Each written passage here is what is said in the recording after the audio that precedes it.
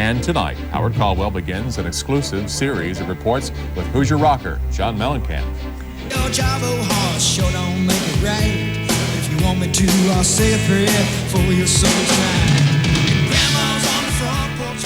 It's been more than 6 months since super rock singer John Mellencamp canceled a summer concert tour after he discovered that he'd had a heart attack. Yeah, he's doing a lot better, though. But we're happy to say our Howard Caldwell obtained an exclusive interview with Mellencamp at his Southern Indiana recording studios.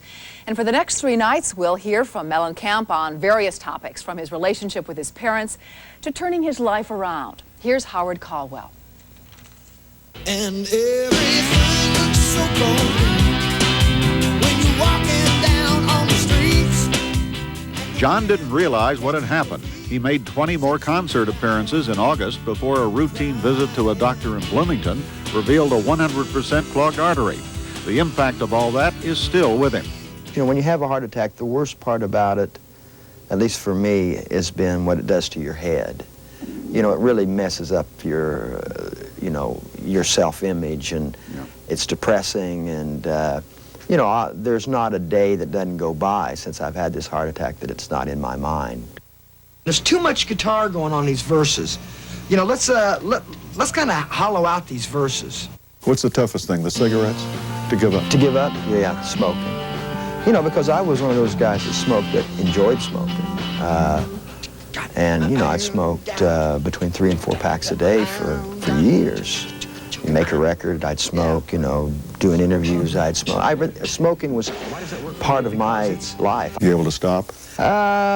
No, I haven't stopped completely, but, I'm smoked 3 or 4 cigarettes a day. But when you have a heart condition, 1 cigarette's all it takes to do you in. Mellencamp, a man who bristles at the thought of following orders, is now. He knows cigarettes must be eliminated. Proper diet and exercise already are in place. Since I've had my heart attack, I've walked from here to Chicago twice. That's no kidding. And I'm not kidding you. Every day, for an hour a day, I'm on the treadmill. But this in no way means a change in an old Mellencamp attitude. I still resent anybody telling me what I have to do. I mean, that's one of the luxury things of being John Mellencamp, is I have only one person to account to, and basically that's me. That point of view goes back to the growing up years in Seymour, Indiana. John had a confrontational relationship with his parents. His father, Richard, who never shied away from a fight himself, worked his way up to officer in an electronics firm. His mother, Marilyn, was described as the prettiest girl in Austin, Indiana when she graduated from high school. She was the runner-up Miss Indiana in 1946. You know, John, if I'd been your father, I don't know what I'd have done. I'd have been really uptight about it. He was uptight about it,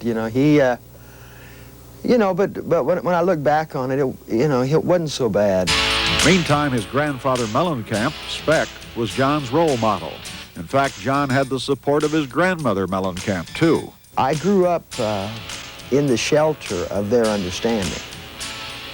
They had seen guys like me before.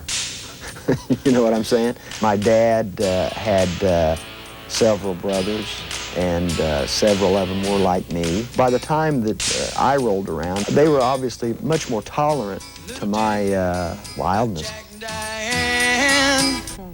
Well, tomorrow night, more about those early years, his lack of interest in school, and a decision that suddenly turned some things around for him. Well, he's fascinating. Yeah, what a great comment. I grew up in the shelter of their understanding. Yeah. Coming up, we've got what they would have, any parent could have said or done with me they would have met with more rebellion and heartache. You'll hear more from this interview. Howard Caldwell and John Mellencamp talk about the Hoosier Rockers' younger days in Southern Indiana. The words risk, boredom, and turnaround figure heavily in the life of rock star John Mellencamp. Mellencamp still spends much of his time in Southern Indiana. And tonight, Howard Caldwell continues his interview with Mellencamp with a look at his younger years.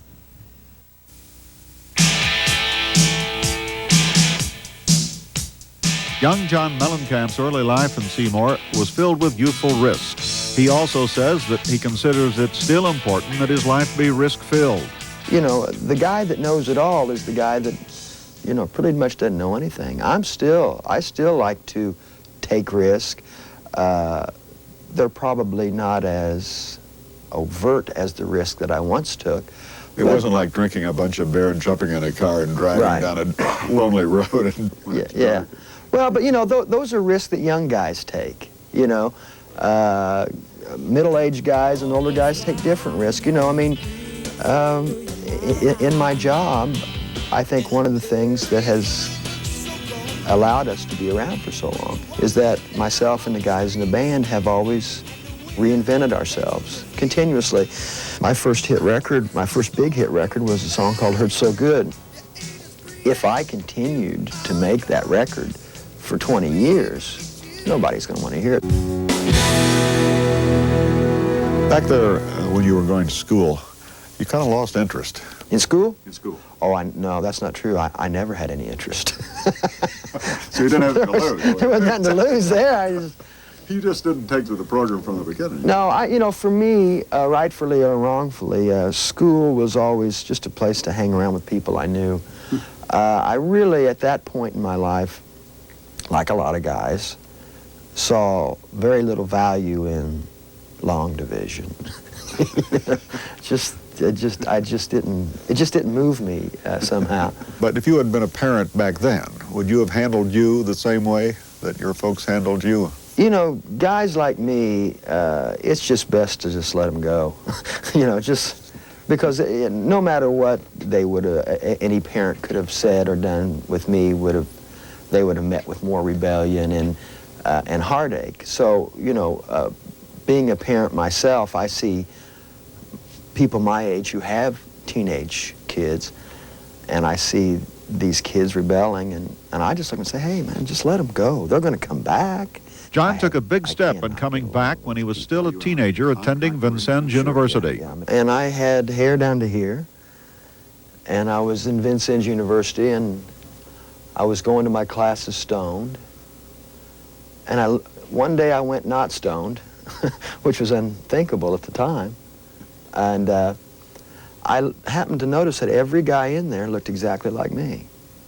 We all had long hair, we were all smoking pot, we were all drinking, and I just thought, this is stupid. It's not about what I thought it was about, and so I just quit.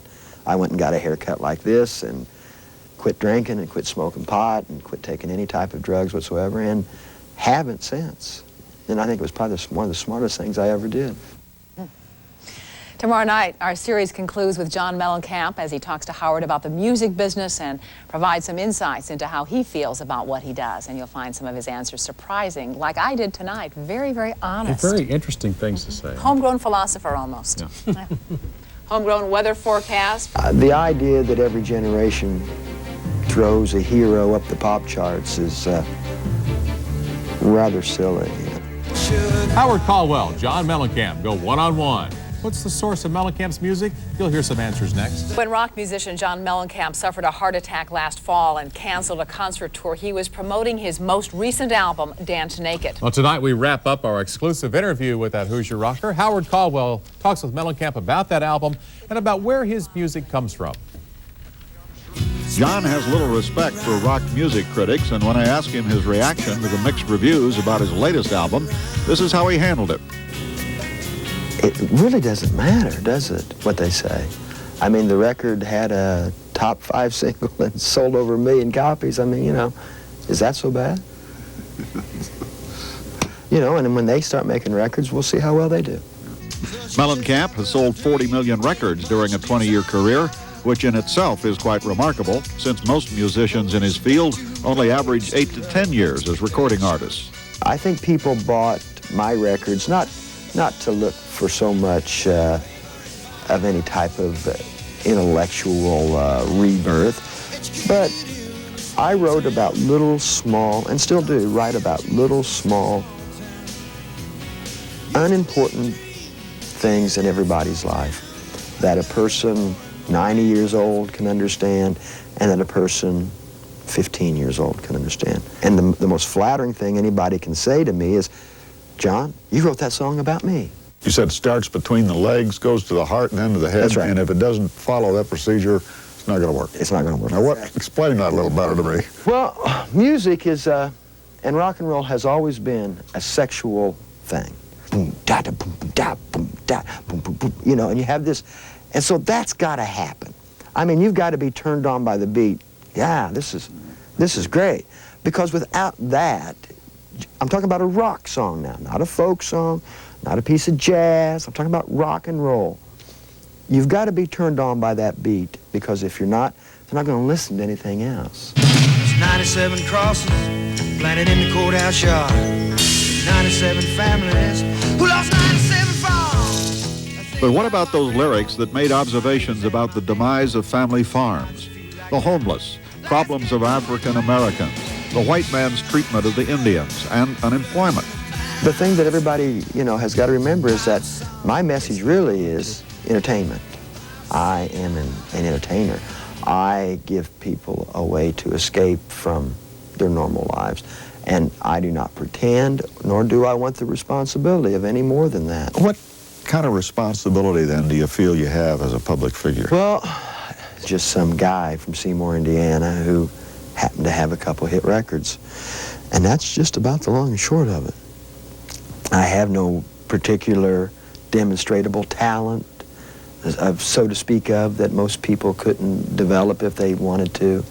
Anybody could achieve what I've achieved if they wanted to. But don't you think those role models were important to you at one time in your life? That's the writing of it, Howard. That's the writing of it. There's a big difference standing up there saying somebody's words and being the guy that came up with the words. Now, writing is a different thing. And of course, John has written just about everything he's recorded. Right now, he's working on a movie script that may take him back to Hollywood. And you can see much more of Howard's interview with John Mellencamp coming up in about a month on WRTV Channel 6. The special airs Wednesday, March 8th from 9:30 until 10 o'clock. Look forward to it. I do too. He's got his feet on the ground. Real interesting. Yes, interesting. Well, on the ground right now. Tonight at 7:30 on